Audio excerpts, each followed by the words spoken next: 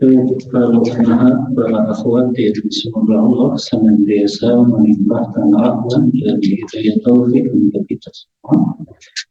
Alhamdulillah di siang hari ini dengan izin dan pertolongan dari Allah kita bisa melanjutkan kembali kajian rutin kita, masih mengkaji kitab Al-Qaulul Mufid ala Kitab Tauhid, kitab yang menjelaskan kitab Tauhid yang ditulis oleh Syekh Muhammad bin Shalih Al-Utsaimin rahimahullah ta'ala.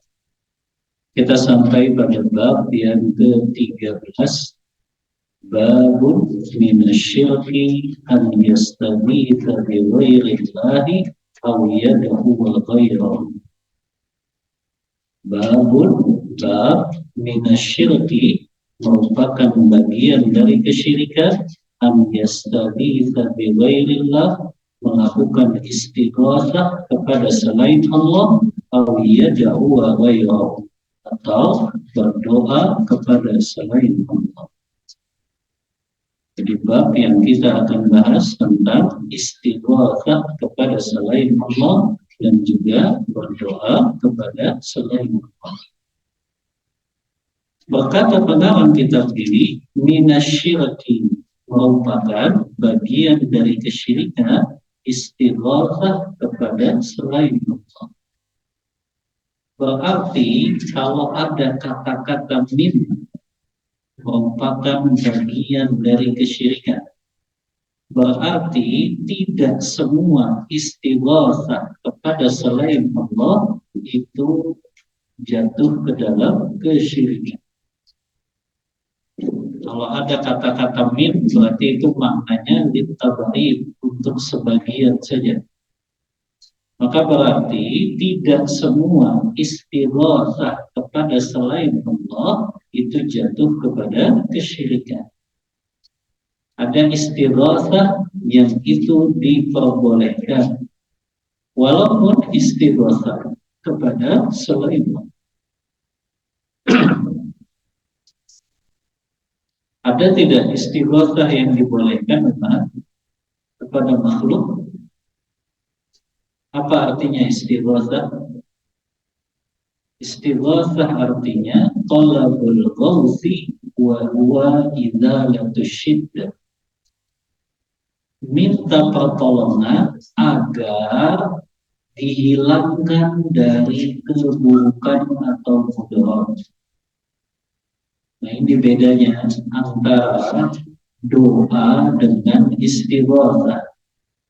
Walaupun istighatsah itu masuk dalam jenis doa, tapi kalau kita doa kebanyakannya apa? Minta kebaikan. Itu kalau kita berdoa kan. Tapi kalau istighatsah kita mintanya apa? Agar dihilangkan dari keburukan atau dihilangkan dari mudarat yang menimpa kita. Itu namanya istighatsah. Ada lagi sebagian ulama yang berpendapat istighatsah itu minta agar dihilangkan dari musibah atau malapetaka yang itu dalam keadaan genting. Jadi minta pertolongannya kepada Allah dalam keadaan genting, itu disebutnya istighatsah. Yang jadi pertanyaan, boleh tidak kita istighatsah kepada makhluk? Boleh tidak kita istighatsah kepada makhluk? Boleh. Dengan 3 syarat. Istighatsah kepada makhluk boleh dengan 3 syarat. Apa syaratnya? Yang pertama, an yakuna hayyan. Makhluk yang kita minta istighatsah kepadanya itu masih hidup. Adapun kalau manusia itu sudah mati, nggak boleh kita istighatsah kepadanya, dan itu bagian dari kesyirikan. Yang kedua, an yakuna qudratan. Orang yang kita mintai istighatsah itu dia mampu untuk menghilangkan kesulitan tersebut. Dia mampu untuk menghilangkan kesulitan yang kita minta tolong kepadanya tersebut. Contoh, kita dalam keadaan mobil mogok, kita telepon bengkel, itu istighotsah tidak? Istighotsah. Kita minta tolong dalam keadaan genting tapi kepada. Apakah itu boleh? Boleh kalau tiga syarat ini terpenuhi. Yang pertama, dia masih hidup. Yang kedua, dia mampu memang untuk menghilangkan musibah atau mudarat yang kita dapatkan tersebut. Yang ketiga, an yakuna hadiran. Dia dalam keadaan hadir di depan kita. Jangan memaham istighotsahnya di Cikarang. Orang yang kita minta istighotsah kepadanya itu ada di Bandung, itu ada di Surabaya. Nggak boleh kita teriak-teriak, wahai fulan, tolonglah saya dari penyakit ini, tolonglah saya dari kesulitan ini. Maka ini nggak boleh kalau fulannya tidak hadir di hadapan kita. Ini juga jatuh kepada kesyirikan. Apa dalilnya? Boleh kita beristighotsah kepada makhluk dengan tiga syarat tadi. Dalilnya firman Allah Ta'ala surah Al-Qasas ayat ke-15 tentang kisahnya Nabi Allah Musa alaihi salam. Kata Allah Ta'ala, fastaghathahu alladhi min syi'atihi 'ala alladhi min 'aduwwihi. Suatu hari ketika Musa dalam perjalanan, beliau mendapati dua orang yang sedang berkelahi.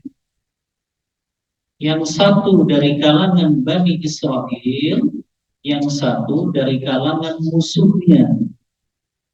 Maka orang yang masih dari kalangan Bani Israel ini minta pertolongannya Musa supaya dibela dari musuhnya tersebut. Maka akhirnya ditinju sama Musa, dia mati. Maka di sini apa yang jadi dalilnya Umar? Orang ini minta istighotsahnya kepada siapa? Musa. Maka diperbolehkan dengan syarat tiga tadi. Masih hidup, yang kedua mampu untuk menghilangkan keburukan tersebut, yang ketiga orang itu hadir di hadapan. Maka berarti tidak semua istighotsah kepada selain Allah itu jatuh kepada kesyirikan. Makanya di sini dibuat judulnya apa? Minasyirki, bagian dari kesyirikan. Berarti ada istighotsah kepada selain Allah yang dia tidak jatuh ke dalam kesyirikan. Ya. Kemudian apa bedanya istighotsah dengan doa tadi? Kalau doa maknanya umum. Doa itu kan biasanya kita bisa minta kebaikan atau kita minta agar terhindar dari keburukan. Kalau ada orang berdoa dalam keadaan genting, misalnya dia tertimpa penyakit berbulan-bulan nggak sembuh-sembuh, bahkan bertahun-tahun penyakitnya masih ada dalam tubuhnya, maka dia lakukan istighotsah kepada Allah. Ya. Ketika orang ini berdoanya minta dihilangkan keburukan, maka itu namanya apa? Istighotsah. Tapi kalau orang itu berdoa dalam keadaan apa? Dalam keadaan genting, dan yang dia minta kebaikan-kebaikan saja, maka itu tidak disebut istighotsah. Itu disebutnya doa saja. Kalau umat sendalnya hilang, habis dari kajian sendalnya hilang, kemudian berdoa kepada Allah, ini masuk istighotsah tidak? Sendal hilang tuh genting nggak Pak? Hah? Genting tidak kalau sendalnya hilang itu? Hah? Enggak, kan bisa beli lagi. Ya, yang genting itu misalnya kita akan tenggelam ketika naik pesawat, pesawatnya mengalami turbulensi, ya, atau mungkin ya kita tiba-tiba bisa begal, nah itu baru dalam keadaan ya genting. Yang kalau kita mohon doa kepada Allah agar dihilangkan dari keburukan tersebut, itulah yang dinamakan istighatsah. Meminta pertolongan kepada Allah dalam keadaan genting agar dihindarkan dari yang namanya keburukan. Itu bedanya antara doa dengan istighatsah. Kalau suaminya hilang, kemudian doa, itu genting tidak umat? Ya, genting lah. Walaupun sebagian ada yang bilang kan tinggal nikah lagi, ya genting ya kalau suaminya yang hilang. Kita bawakan dalil-dalilnya sekarang yang berkaitan tentang bab ini. Bab merupakan bagian dari kesyirikan, istighatsah kepada selain Allah dan berdoa kepada selain. Dalil yang pertama, firman Allah Ta'ala dalam surah Yunus ayat 106. Allah Ta'ala berfirman, وَلَا تَدْعُ مِنْ دُونِ اللَّهِ مَا يَنفَعُكَ وَلَا يَضُرُّكَ فَإِنْ فَعَلْتَ فَإِنَّكَ إِذًا مِنَ الظَّالِمِينَ. Kata Allah Ta'ala, janganlah engkau berdoa kepada selain Allah yang mereka itu nggak bisa membawa manfaat dan membawa mudarat untukmu. Apabila engkau tetap lakukan itu, maka engkau termasuk orang-orang yang zalim. Maksud zalim di sini apa, umat? Zalim di sini maksudnya syirik. Sebagaimana perkataan Luqmanul Hakim kepada anaknya, la tusyrik billah inna syirka la zulmun azim. Surah Luqman ayat 13 kan? Sesungguhnya syirik itu adalah kezaliman yang sangat besar. Maka yang dimaksud fa'innaka idzan minadh dhalimin, sesungguhnya engkau termasuk orang yang berbuat zalim. Maksudnya di sini zalim maknanya kesyirikan. Engkau termasuk orang-orang yang berbuat syirik. Ya. Kata Syekh Utsaimin, zahir ayat ini Allah Ta'ala berbicaranya kepada Rasulullah, apakah itu secara khusus atau maknanya berlaku juga secara umum. Walaupun sebagian ulama mengatakan tidak benar kalau yang dimaksud ayat ini ditujukannya kepada Rasulullah. Karena nggak mungkin Rasulullah doanya kepada selain Allah. Namun yang dimaksud di sini, ayat ini perintahnya kepada Rasulullah, tapi berlakunya untuk siapa? Untuk siapapun dari kalangan umatnya. Walaupun mungkin turunnya kepada Rasulullah, tapi ini berlaku untuk seluruh umatnya. Ya. Begitu juga ayat ini memerintahkan kita bahwasannya berdoa itu tidak boleh ditujukan untuk selain Allah. Walaupun sebagian orang mengatakan ini kan cuma perantara saja. Saya doa kepada kuburan orang soleh bukan berarti saya beribadah kepadanya.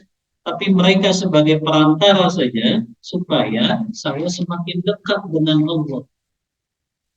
Maka orang-orang yang seperti ini perkataan yang batil. Ketika mereka berdoanya kepada orang soleh yang ada di kuburan, berdoanya kepada berhala-berhala, berdoanya kepada pohon, batu-batuan, kuburan-kuburan, itu semuanya kesyirikan. Padahal mereka tahu tuh bahwa yang mereka seru itu tidak bisa mendatangkan manfaat dan bahaya. Makanya Allah peringatkan, jangan sampai kalian berdoanya kepada selain Allah yang mereka nggak bisa mendatangkan manfaat dan juga mendatangkan bahaya.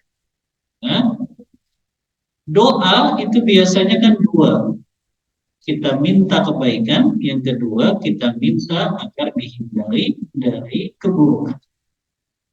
Maka doa apapun itu, apakah kita minta kebaikan atau kita minta terhindar dari keburukan, haram hukumnya kita tujukan kepada selain Allah. Karena Allah mengatakan, "Ma la yanfa'uka wa la yadur."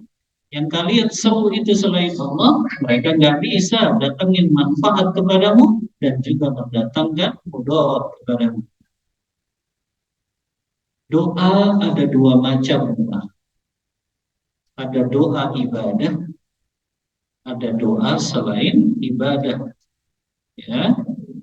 Atau juga ada doa ibadah, ada doa masalah. Apa itu doa ibadah? Doa ibadah itu seperti sholat, zakat, puasa Ramadan, haji umroh, itu kan doa-doa. Maka itu doa ibadah disebutnya, nggak boleh kita tujukan kepada selain. Tapi ada doa masalah. Apa itu doa masalah? Doa yang kita berharap kebaikan dan kita mohon kepada Allah agar terhindar dari keburukan.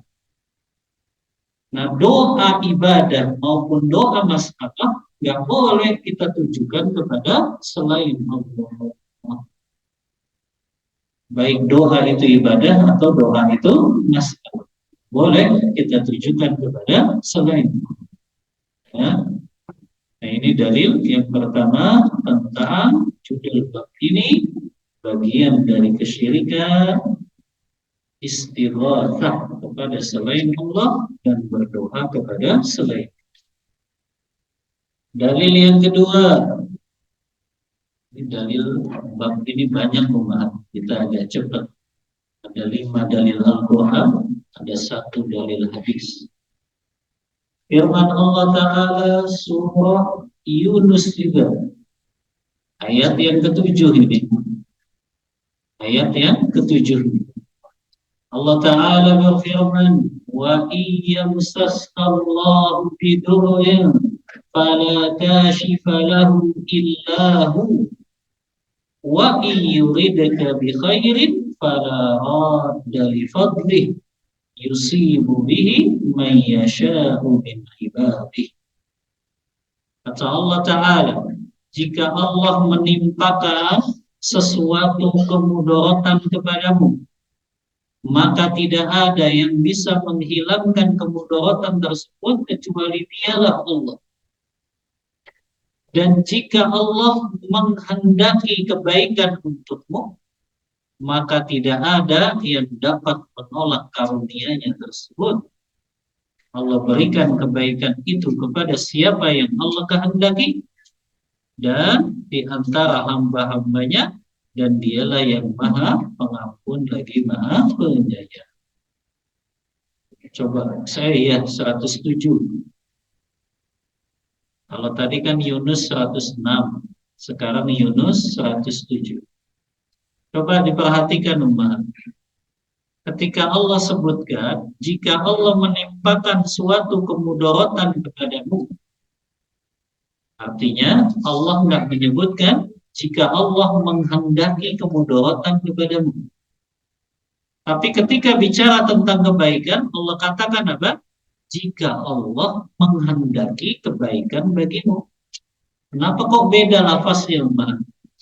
Kalau keburukan, Allah mengatakan jika Allah menimpakan kemudaratan itu. Tapi nggak disebut jika Allah menginginkan, menghendaki kemudaratan itu. Lafaznya beda tidak, Mbak? Lafaznya beda tidak? Kenapa? Kalau keburukan, Allah nggak memakai kata menghendaki. Tapi kalau kebaikan, Allah sebutkan kata apa? Menghendaki. Apa faedahnya? Kata Syekh Utsaimin. Faedahnya adalah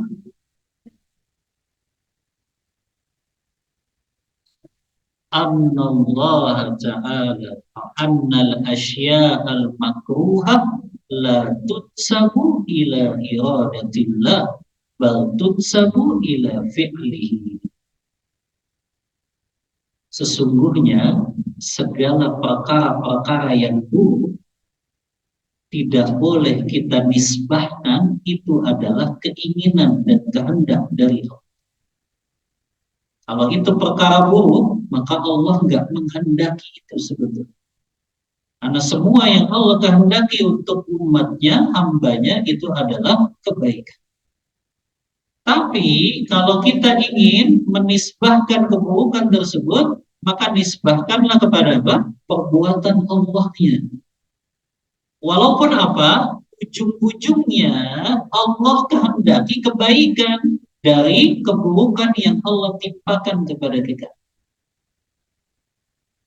Jadi kita nggak boleh menisbahkan keburukan itu dalam kehendak Allah.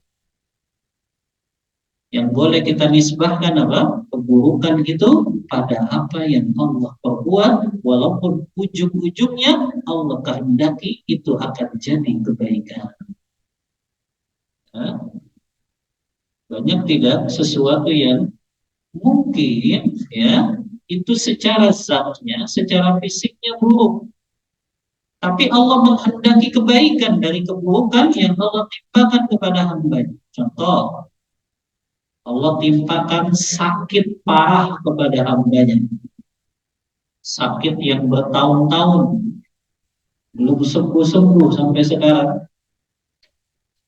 Secara zatnya, apa yang Allah timpakan baik atau buruk sakit itu? Buruk. Tapi Allah menghendaki kebaikan dari sakit tersebut. Apakah hendaknya Allah? Allah jadikan orang itu diampuni dosanya tanpa bertaubat. Baik tidak itu kehendak Allah? Baik. Allah jadikan orang yang sakit tersebut digugurkan dosa-dosanya. Allah jadikan orang yang sakit tersebut mustajab doa-doanya. Ya, ternyata kita nggak boleh menisbahkan keburukan pada kehendak Allah, tapi kita nisbahkan keburukan itu pada perbuatan Allah.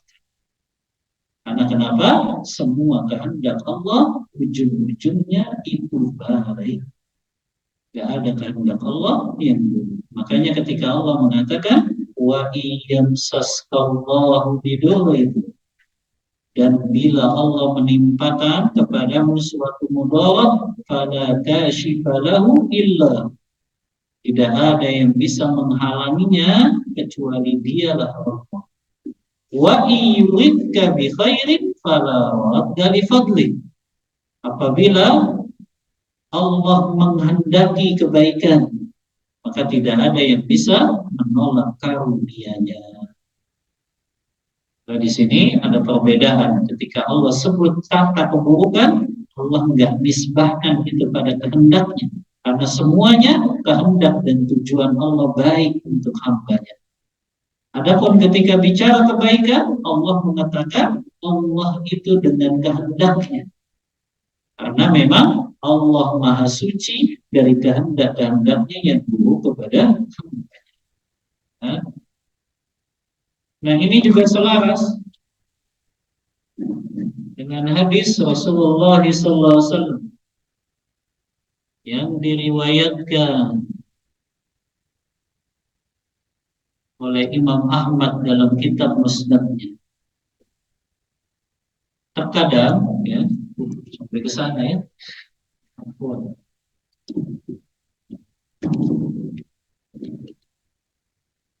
Ya, jazakallah. Coba lihat hadisnya Ummahat. Kata Rasulullah dalam hadis qudsi,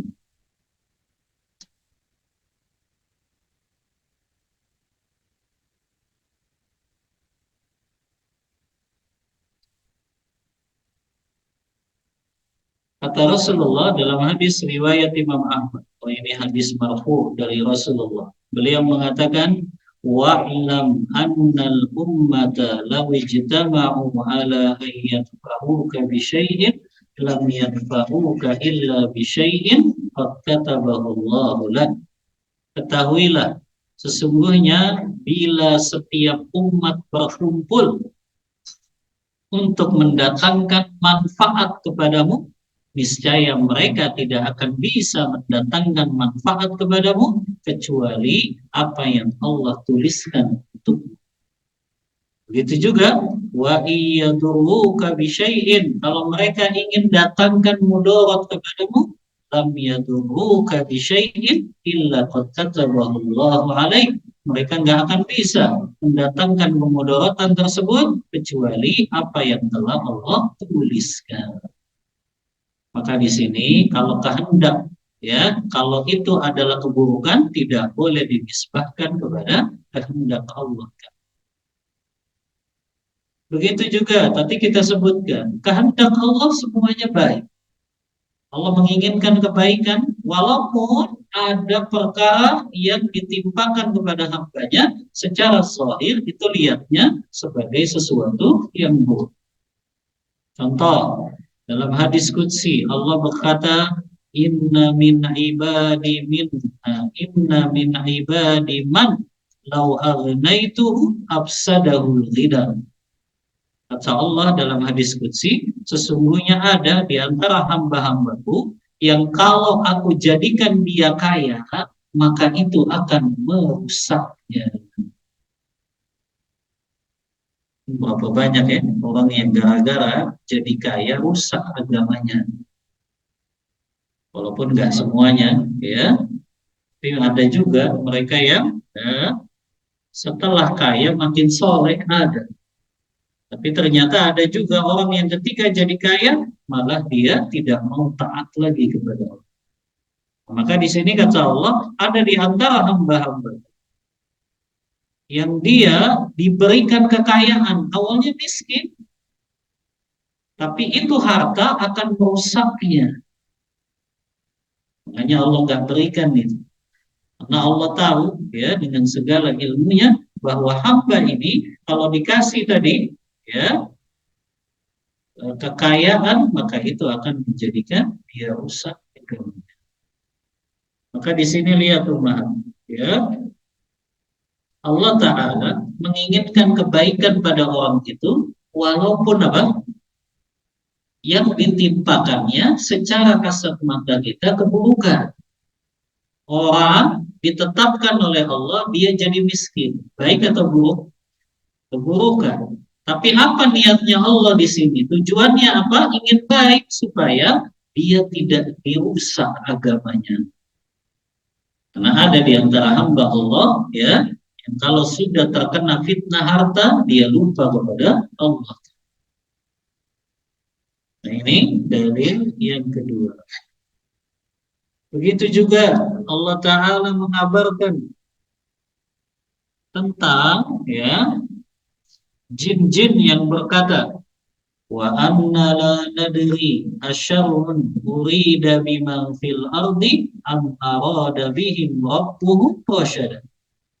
Dan kami tidak mengetahui apakah Allah Ta'ala akan mendatangkan keburukan ya untuk mereka yang ada di muka bumi atau justru Rabb kalian akan memberikan petunjuk kepada mereka.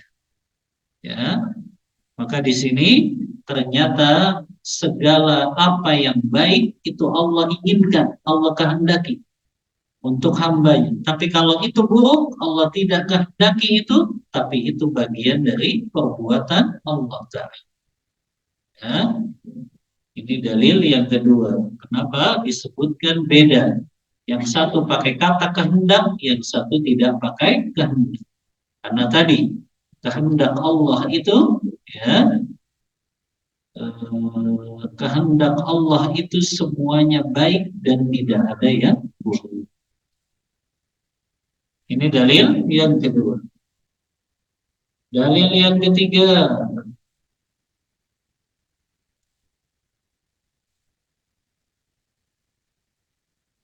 surah Al-Ankabut ayat 17. Ini potongan ya, kita bacakan lengkap saja. Al-Ankabut ayat 17.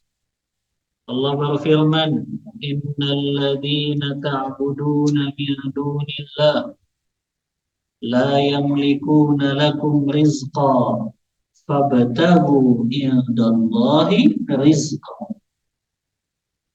Kata Allah Ta'ala, sesungguhnya yang kalian sembah selain Allah itu, yang maksudnya yang kalian berdoa kepadanya selain Allah itu, ya, kata Allah, mereka tidak mampu memberikan rezeki kepada kalian.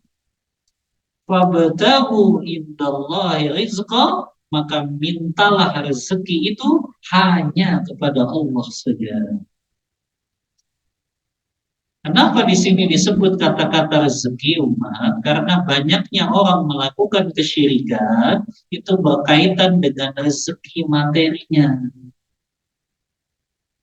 Banyak tidak orang yang dia kesulitan hidup datangnya ke dukun. Banyak tidak orang yang dia baru buka toko supaya laris dagangannya datangnya kemana? Ke jin dan syaitan. Jadi kebanyakan sebab orang itu minta rezekinya kepada selain Allah karena kenapa? Karena mereka ingin instan. Mereka akhirnya jatuh kepada apa? Kesyirikan. Fabtahu indallahi rizqa. Maka carilah, mintalah rezeki itu hanya di sisi Allah Ta'ala. Kata para ulama nahwu, Allah Ta'ala mendahulukan kalimat indallah daripada rizqa. Padahal dalam susunan kalimat bahasa harusnya objek itu lebih didahulukan daripada hal. Atau hal tidak.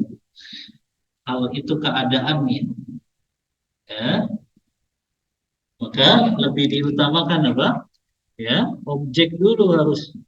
Ya.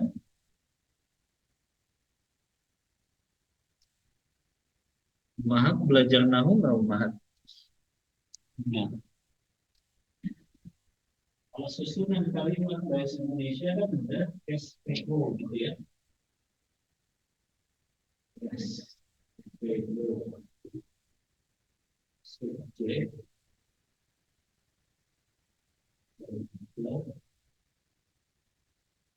Objek.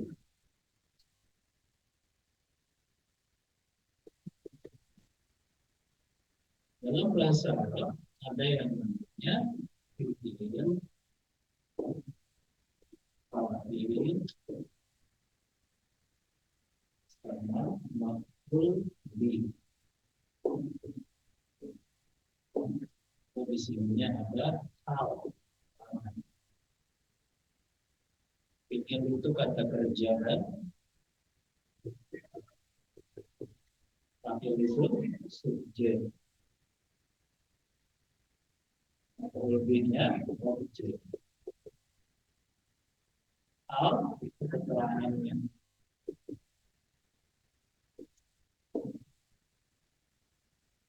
Kata-kata fabtahu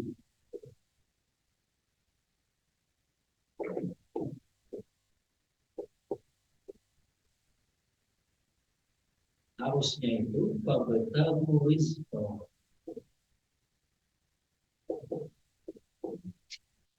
Karena kenapa? Karena ini objek rizqa itu.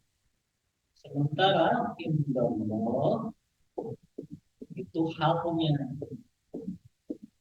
Harusnya kan susunannya begini. Tapi ternyata Allah sebutnya indallah dulu. Fabtahu indallah. Allah dahulukan apa? Kata halnya dari objeknya.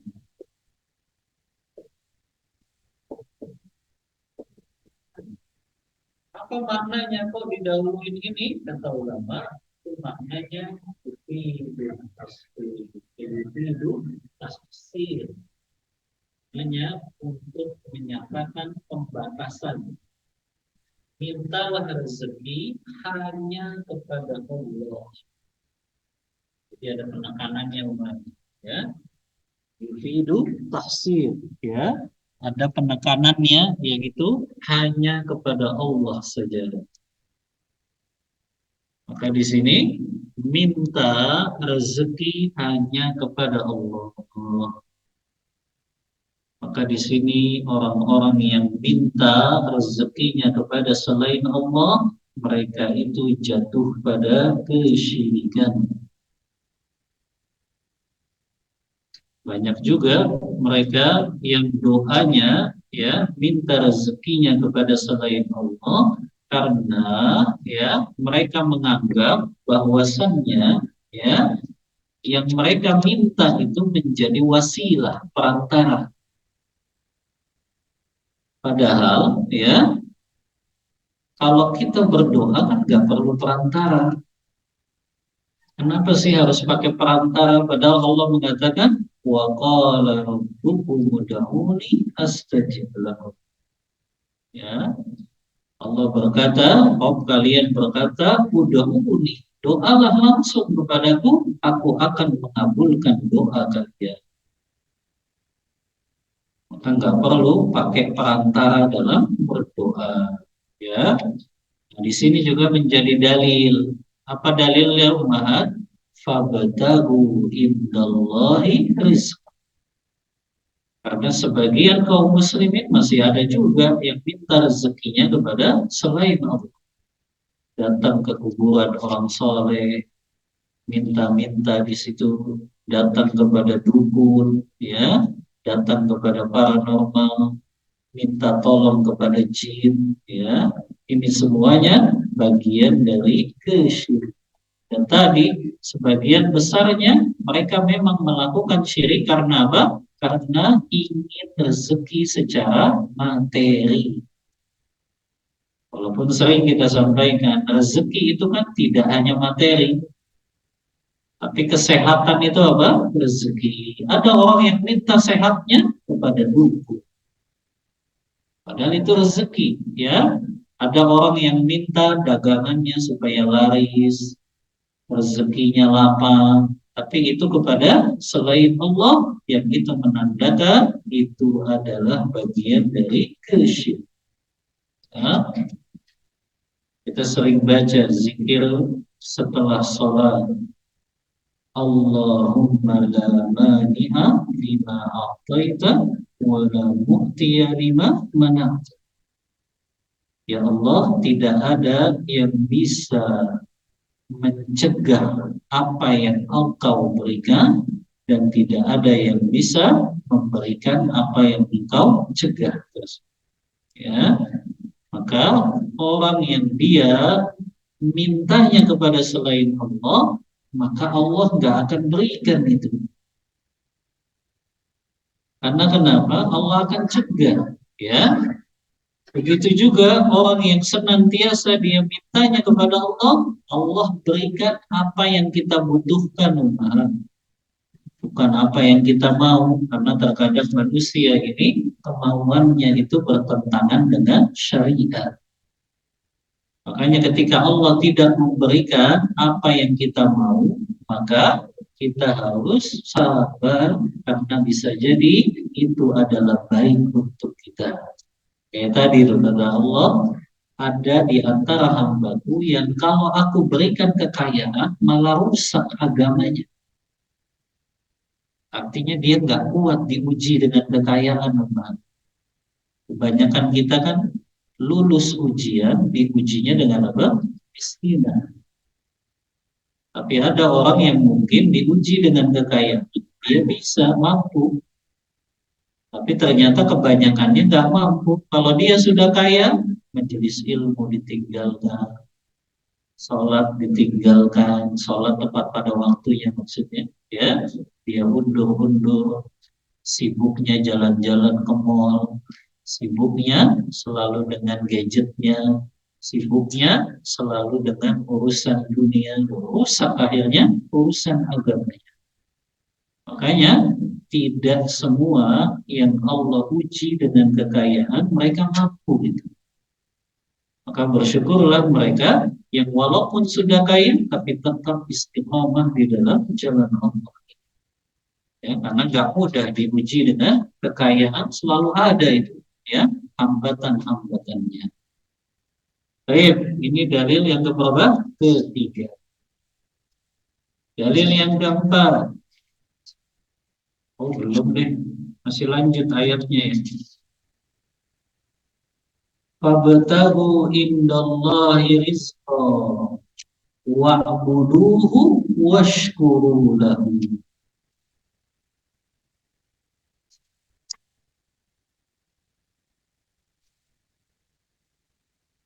Ya kan? Nyambung ayatnya Umar. Wa'buduhu washkuru lahu. Dan beribadahlah hanya kepadanya. Ibadah maknanya merendahkan diri dengan ketaatan kepada Allah.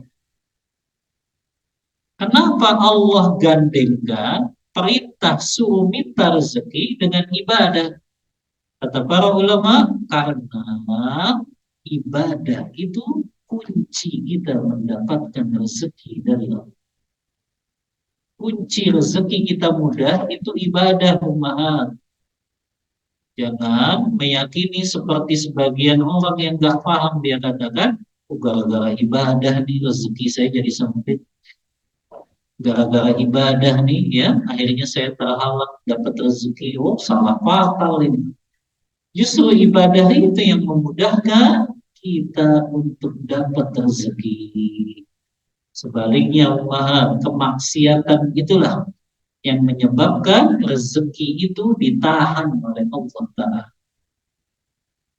Allah nggak berikan rezeki itu kepada makhluknya karena dia bermaksiat kepadanya. Tapi justru Allah berikan rezeki yang mudah itu kepada orang yang taat betul-betul kepada Allah. Makanya dalam hadis qudsi kan Allah katakan, ya, sibukkanlah wahai anak Adam, sibukkanlah dirimu dengan ibadah. Niscaya aku akan hilangkan segala kegelisahan-kegelisahan yang ada di dadamu. Dan aku datangkan kepadamu rezeki dari arah yang tidak disangka-sangka.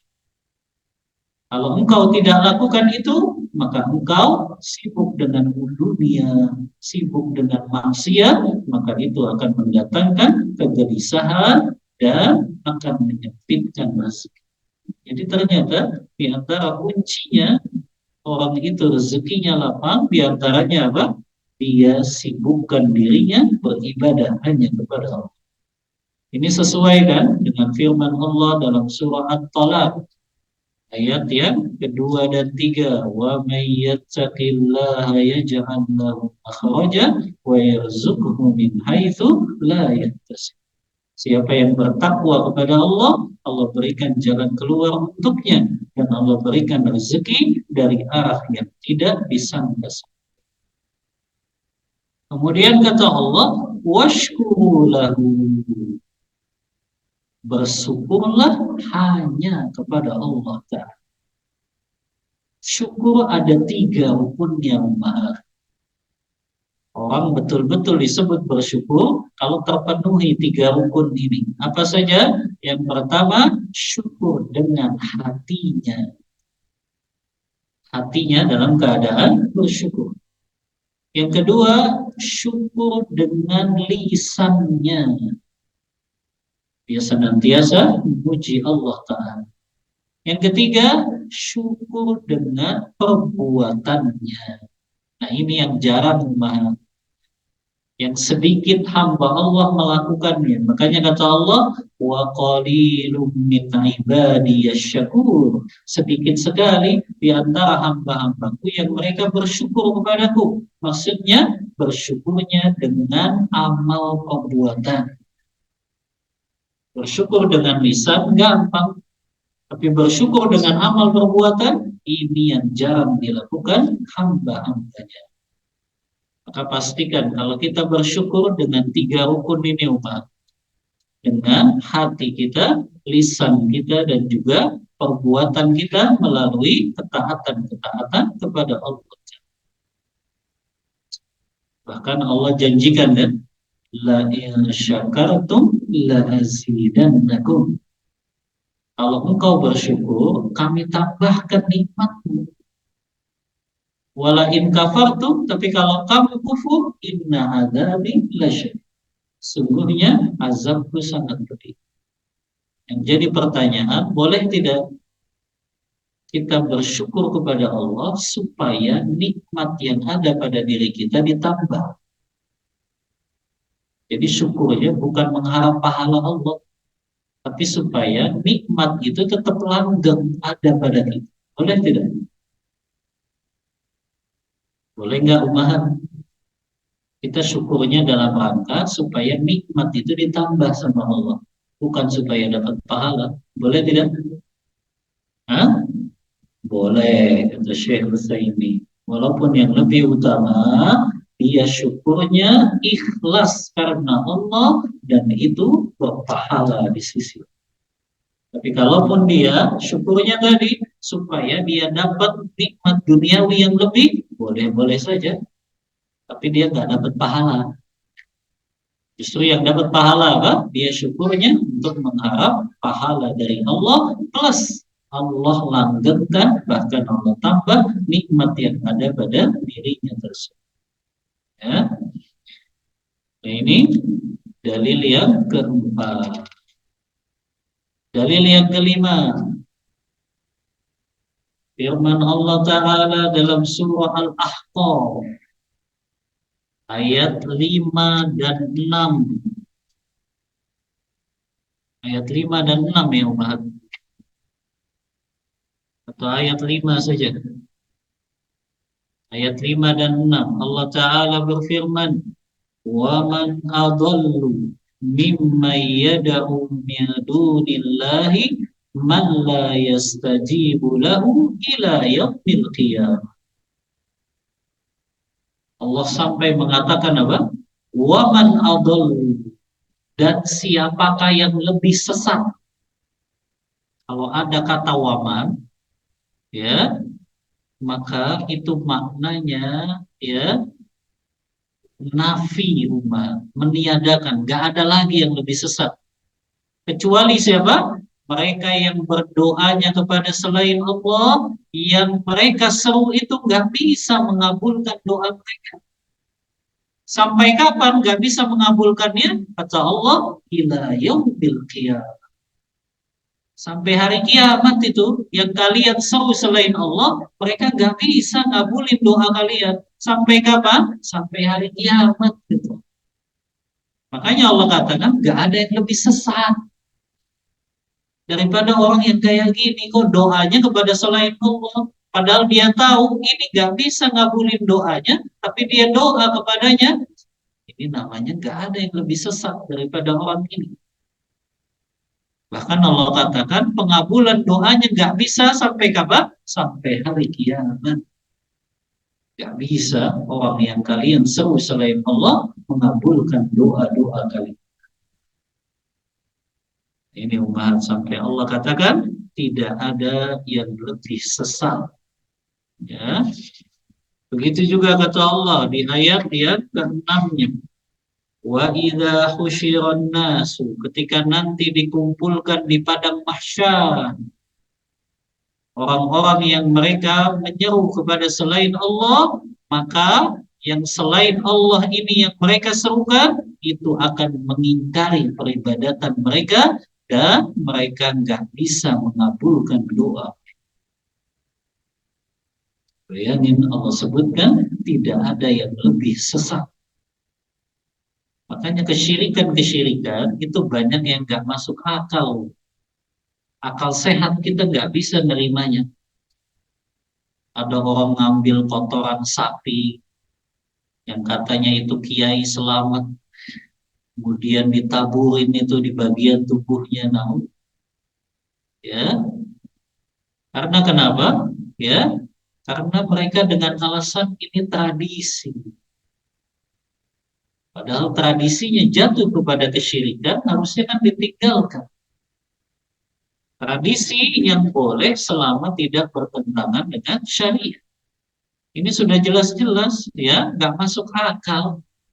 Ada orang minta kepada penghuni kubur, ada orang nangis-nangis di depan kuburan karena minta supaya dapat jodoh, rezekinya lapang, dagangannya laris.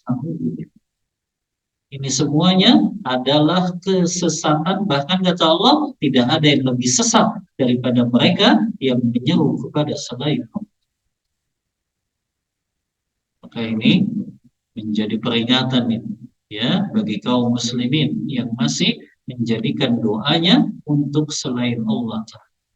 Kata Allah, wa idza husyiran nasu, nanti apabila dikumpulkan manusia di padang mahsyar, kanu lahum a'daan, berhala-berhala yang mereka berdoa kepadanya, orang-orang soleh yang mereka doa kepadanya, mereka akan menjadi musuh bagi mereka yang berdoa kepadanya tersebut. Oh, mereka malah diingkari nanti. Padahal dulu mereka cinta ini kepada orang soleh penghuni kubur ini sampai dia doa pinta kepadanya. Tapi orang soleh ini pada hari kiamat akan mengingkari perbuatan orang ini. Ya, Allah katakan akan jadi musuh nanti. Mereka yang kalian menyeru doa kepadanya akan menjadi musuh pada hari kiamat nanti. Maka ini dalil yang keempat atau kelima, ya, empat atau kelima, satu, dua, tiga, empat ya ini ya, ini empat. Umahat kalau ngajinya siang ngantuk dulu, ya. Yang keempat baru umahat, ya, dalil tentang bab ini yaitu larangan istighatsah kepada selain Allah. Di antaranya Allah menyebutkan tidak ada yang lebih sesat daripada mereka yang doanya, istighatsahnya kepada selain Allah, padahal dia sudah meninggal dunia, dia nggak mampu untuk nolong kita, ya, maka itu semua bagian dari kesyirikan. Lanjut, dalil yang kelima dari Al-Quran juga. Surah An-Naml ayat 62. Allah Ta'ala berfirman, amman yujibul mudtara idza da'a wa yakshifus su'. Kurang lengkap ini ayat.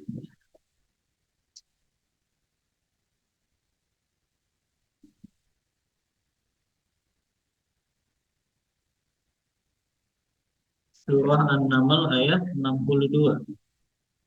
Amman yujibul muttara idza da'a. Siapakah yang mampu mengabulkan doa orang yang dalam keadaan kepepet, dalam keadaan kesulitan? Siapakah yang mampu mengabulkan doa, ya, orang yang dalam keadaan kesulitan apabila dia berdoa kepadanya? Dan siapakah yang bisa menghilangkan kesusahan? Dan siapakah yang bisa menjadikan kamu manusia sebagai khalifah di bumi? Baru Allah katakan, ailahum ma'allah, apakah ada ilah selain Allah? Maka ini Allah ingatkan orang yang doanya kepada selain Allah. Siapakah yang bisa mengabulkan doa orang yang dalam keadaan kesulitan kecuali Allah saja? Nah, ini kan babnya bab istighatsah ini. Karena tadi ya, makna istighatsah berdoa kepada selain Allah dalam keadaan apa? Genting. Atau dia berdoanya agar dihilangkan keburukan darinya. Dia tertimpa penyakit, dia tertimpa kemiskinan, dia tertimpa kesusahan, tapi dia istighatsahnya kepada selain Allah, maka ini kesyirikan. Syirik besar, syirik kecil, syirik besar. Ini syirik besar, ya. Orang yang dia minta istighatsahnya kepada selain Allah. Ya, Allah jelaskan di sini. Siapa yang bisa mengabulkan doa orang yang dalam keadaan kepepet, kesusahan, kecuali Dia. Dan siapa yang bisa menghilangkan keburukan dalam diri seseorang kecuali Allah saja. Tapi kok kalian doanya kepada selain Allah? Tapi kok kalian istighosahnya kepada selain Allah? Maka di sini Allah memerintahkan hambanya untuk berpikir. Gak ada kok yang bisa menghilangkan keburukan dari diri kalian kecuali hanya Allah saja. Maka ini berkaitan tentang istighosah hanya boleh kepada selain Allah, kalaupun istighosahnya kepada makhluk dengan memenuhi 3 syarat tadi ya di awal yang sudah kita bahas. Ya. Dalil yang keenam yang terakhir nih, dalil dari hadis yang diriwayatkan Imam Tabrani. Dikatakan annahu kana fi zamanin Nabi sallallahu alaihi wasallam munafiqun yu'dil mu'minin. Dulu di zaman Nabi sallallahu alaihi wasallam ada seorang munafik yang dia suka menyakiti orang-orang yang beriman. Jadi ada orang munafik, satu orang yang dia suka nyakitin, mengganggu, ya, berbuat zalim kepada orang-orang yang beriman. Faqala ba'du, berkatalah sebagian dari para sahabat yang beriman, qumu bina nastaghitsu bi Rasulillah sallallahu alaihi wasallam min hadzal munafiq. Ayo kita bangkit, kita menuju kepada Rasulullah dan kita minta istighosah kepada Rasulullah dari gangguan orang munafik tersebut. Maka datanglah sebagian sahabat orang-orang beriman kepada orang munafik tersebut yang mereka istighosah kepada Rasulullah. Tapi apa jawabannya Rasulullah? Faqala Nabi sallallahu alaihi wasallam, innahu la yustaghatsu bi, innama yustaghatsu billah. Sesungguhnya kalian gak boleh istighosah kepadaku, tapi hendaklah kalian istighosahnya kepada Allah saja. Kenapa Rasulullah di sini melarang umat? Apakah istighosah kepada Rasulullah nggak boleh? Boleh tidak? Boleh tidak istighosah kepada Rasulullah? Boleh, saat itu beliau masih hidup. Tapi kenapa Rasulullah larang? Janganlah kalian istighosah kepadaku, tapi hendaklah kalian istighosah kepada Allah. Kenapa Rasulullah larang umat? Nah, kenapa Rasulullah larang?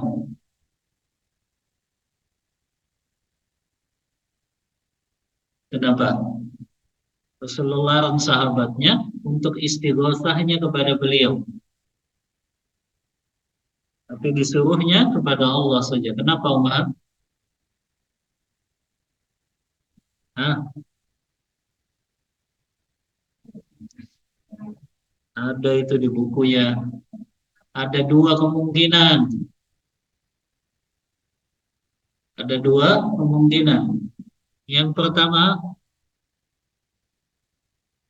Rasulullah memang tidak mampu untuk menolong mereka. Artinya ini di luar apa? Kemampuan Rasulullah. Makanya Rasulullah mengatakan, jangan kalian istighosah kepadaku, tapi istighosahlah kepada Allah. Kenapa Rasulullah nolak? Karena ini di luar kemampuannya. Beliau nggak sanggup untuk menolong orang-orang mukmin dari gangguan orang munafik. Ini kemungkinan yang pertama, kata Syekh Utsaimin. Kemungkinan yang kedua, kenapa Rasulullah larang istighosah kepada beliau? Karena ya, kemungkinan yang kedua umat, Rasulullah mampu, tapi kenapa Rasulullah larang? Rasulullah ingin mendidik sahabat-sahabatnya agar menjadikan tawakalnya, bersandarnya lebih kuat kepada Allah, maka diperintahkan istighosahnya kepada Allah saja. Nah, ini dua kemungkinan, ya. Kenapa Rasulullah mengatakan, janganlah kalian istighosah kepadaku, tapi istighosahlah kepada Allah. Karena salah satu dari dua kemungkinan. Yang pertama, Rasulullah memang nggak mampu untuk nolong mereka. Makanya Rasulullah suruh istighosahnya kepada Allah. Atau yang kedua, Rasulullah mampu untuk nolong mereka, tapi Rasulullah ingin mentarbiyah para sahabat, mendidik para sahabat agar tawakalnya semakin kuat, maka mereka istighosahnya hanya kepada Allah saja. Nah, ini umat, kenapa Rasulullah larang sahabat untuk istighosah kepadanya. Baik, selesai ya. 6 dalil, 5 dari Al-Quran, 1 dari hadis tentang merupakan bagian dari kesyirikan, istighosah kepada selain Allah dan berdoa kepada selainnya. Allah Ta'ala a'lam bishawab. Untuk materi yang dicukupkan, kita buka diskusi dan tanya jawab. Wassallallahu ala nabiyyina Muhammadin wa ala alihi wasallam. Afwan Ustaz, izin bertanya. Jika ada seseorang yang ditimpa musibah yang beruntun pada hari yang sama, kadang dia beranggapan kalau itu hari sial.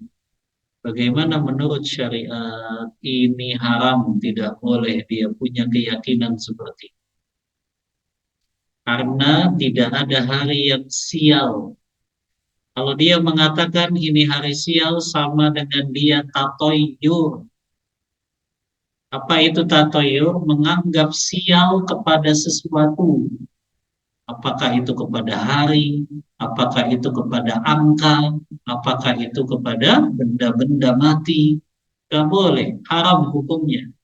Dan ini termasuk dalam kesyirikan. Orang menganggap sesuatu sebagai kesialan. Bahkan diancam kan sama Rasulullah, orang-orang yang bersikap tatoyur, maka dia nggak bisa dapat apa? Nggak bisa dapat apa? Dapat keutamaan masuk surga tanpa hisab dan azab. Karena sifatnya umat Rasulullah yang bisa masuk surga tanpa hisab dan azab, dia tidak pernah minta ruqyah, dia tidak pernah bersikap tatayyur, dia tidak minta berobat dengan kain, dan dia senantiasa bertawakal hanya kepada Allah. Maka hilangkan itu keyakinan hari sial, bulan sial, ya, waktu sial, ini semuanya tidak ada dalam tuntunan syariat dan ini jatuh kepada kesyirikan. Wallahu a'lam bishawab. Ustaz, bagaimana hukum membaca ayat 1000 dinar yang diyakini akan mendatangkan rezekinya? Wallahu a'lam. Tidak ada hadis yang menyebutkan bahwasannya siapa yang baca ayat wa may yattaqillaha yaj'al lahu makhraja wa yarzuqhu min haitsu la yahtasib wa may yatawakkal 'ala Allahi fa huwa hasbuh. Siapa yang membaca ayat ini, maka dia akan lapang rezekinya. Belum menemukan dalilnya. Maka selama tidak ada dalil umahan, nggak boleh kita mengamalkan itu atau meyakini. Kecuali ada dalil, seperti keutamaan silaturahim. Itu kan jelas, hadis Bukhari Muslim. Man ahabba an yubsata lahu fi rizqi wa ayyun sa'alahu fi athari falyasil rahimahu. Siapa yang dia ingin dilapangkan rezekinya, ingin dipanjangkan umurnya, maka hendaklah dia nyambung silaturahim. Kalau itu jelas ada dalilnya. Tapi kalau ini nggak ada, Anda belum dapatkan hadis yang sahih yang menjelaskan keutamaan membaca ayat 1000 dinar, maka itu akan lapang rezekinya. Jadi tidak boleh kita mengamalkan ini. Tapi kita baca saja itu boleh. Tapi meyakini bahwa ini akan melapangkan rezeki, ini perkara yang batil. Wallahu a'lam bishawab. Apakah ada sholat istighatsah? Wallahu a'lam. Yang Anda tahu, yang ada itu sholat hajat. Tahu sholat hajat tuh mah, sholat di saat kita memiliki hajat. Nah, itu baru ada. Adapun sholat istighatsah, karena belum dapatkan ini dalilnya. Karena istighatsah tidak harus sholat, tapi kita doa masing-masing dengan ya keinginan hajat kita atau kita ingin dihindari dari keburukan, maka tidak perlu dengan sholat. Dengan langsung berdoa pun boleh. Yang penting kita jaga adab-adabnya dalam keadaan berwudu, menghadap ke arah kiblat, ya, maka itu dijaga. Kalau ada terbesit dalam hati, kenapa kita tidak dari dahulu mengenal sunnah? Apakah itu termasuk kita tidak beriman kepada takdir Allah? Nah, nggak boleh, ya, nggak boleh kita menyesali apa yang sudah terjadi, sudah itu qadarullah. Yang kita ucapkan qadarullah saja. Ini bagian dari kehendak Allah. Allah baru ketemukan kita dengan kajian sunnah. Tapi jangan mencela itu, ya, atau jangan mendahului takdir dengan mengatakan, coba saya dari dulu. Ya, justru kalau dari dulu bisa bahaya. Yang dulunya kenal sunnah malah keluar, ya, karena nggak kuat dicaci maki, dicela, dilecehkan, ya, atau mungkin bahkan diasingkan, ya. Justru ketika sekarang sudah banyak, alhamdulillah kenal sunnah. Karena dulu kan masih sedikit tuh, yang pakai nikob saja mungkin bisa dihitung, ya. Tapi alhamdulillah Allah tolong dakwah salaf ini, dakwah sunnah, dengan Allah jadikan bisa tersebar di seantero, ya, eh, seantero apa? Seantero jagat raya kita Indonesia, bahkan sampai ke luar negeri sekarang. Allah Ta'ala a'lam bishawab. Online ada yang nanya tidak? Tidak ada.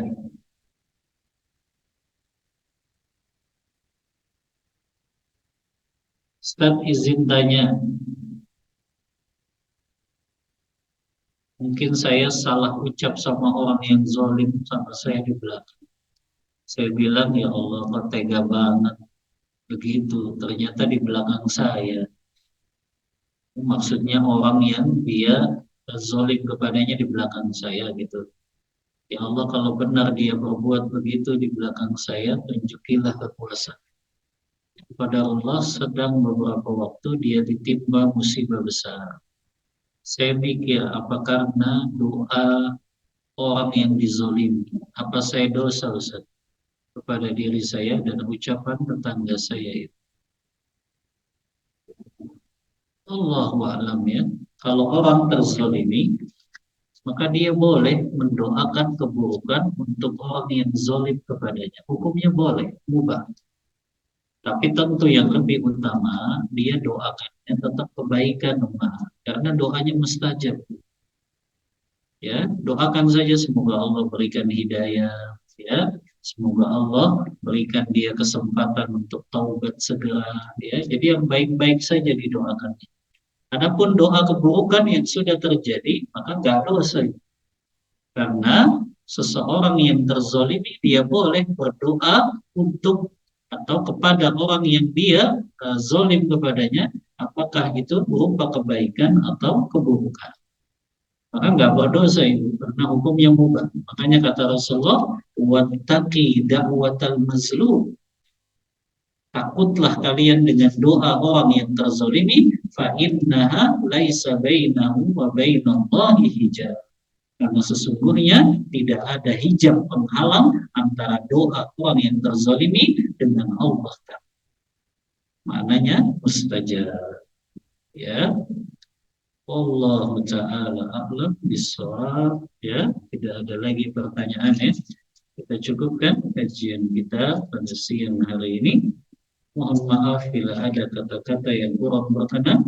Wassallallahu ala nabiyyina Muhammadin wa ala alihi wa sahbihi wasallam. Kita tutup kajian kita membaca doa kafaratul majlis. Subhanakallahumma wa bihamdika asyhadu an la ilaha illa anta astaghfiruka wa atubu ilaik. Walhamdulillahi rabbil alamin. Wassalamualaikum warahmatullahi wabarakatuh.